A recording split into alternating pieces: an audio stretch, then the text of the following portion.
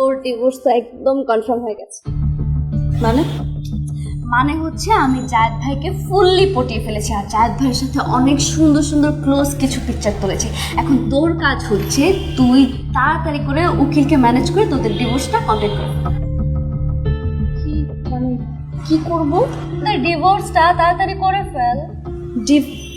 Divorce দিব? কত বড় সাহস তোর! আমি আমার হাজবেন্ডকে ডিভোর্স দিব? তোর তো সাহস কম না? এই আমি কি মরে গেছি নাকি? তুই কি চোখে দেখোস না আমি যে বেঁচে আছি? তুই এই কথাটা কোন সাহসে বললি? কিসে ডিভোর্স দেব? হ্যাঁ, কিসে ডিভোর্স দেব? ফ্রেঞ্চ, তুই আমাকে বললি, এর জন্যই তো আমি তোকে কবে কি বলছি? শোন, আমার জামাইয়ের দিকে যে এক নজর দিবে না, তার চোখ আমি তুলে ফেলবো, একদম হাত পা ভেঙে লুলা করে ফেলবো। কত বড় সাহস! ডিভোর্সের কথা বলছ? এই কি বলছস তুই আমাকে? কি বলছস? আমি তোকে কবে বলছি ডিভোর্সের কথা? কবে বলছি? তুই না বান্ধবী নামে কলঙ্ক। তুই সর আমার বাসা থেকে বের হ, বের হ। কি রে, তুই বের হতেছিস না কেন? তুই বের হবি নাকি পুলিশ ডাকবো? আমি বের হবো না, তুই বের হবি। তুই এই বাসা থেকে বের হয়ে যা, এখনই বের হ। তুই বের হয় বাসা থেকে। কি?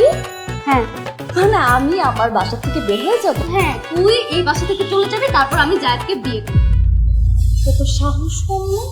এই কি বলিস, তোর মাথা ঠিক আছে? তুই যাকে বিয়ে করবি মানে? হ্যাঁ, আমার মাথা ঠিক আছে। তুই জায়েদকে শুধু শুধু ভুল বুঝেছিস। উনি অনেক ভালো একজন মানুষ। আমি ওনাকে বিয়ে করব, বিয়ে করে আমরা সুখে শান্তিতে সংসার করব। সুখে শান্তিতে সংসার করবি? হ্যাঁ। তো সুখে শান্তি আমি বের করতেছি, তোকে আমি মেরেই ফেলবো।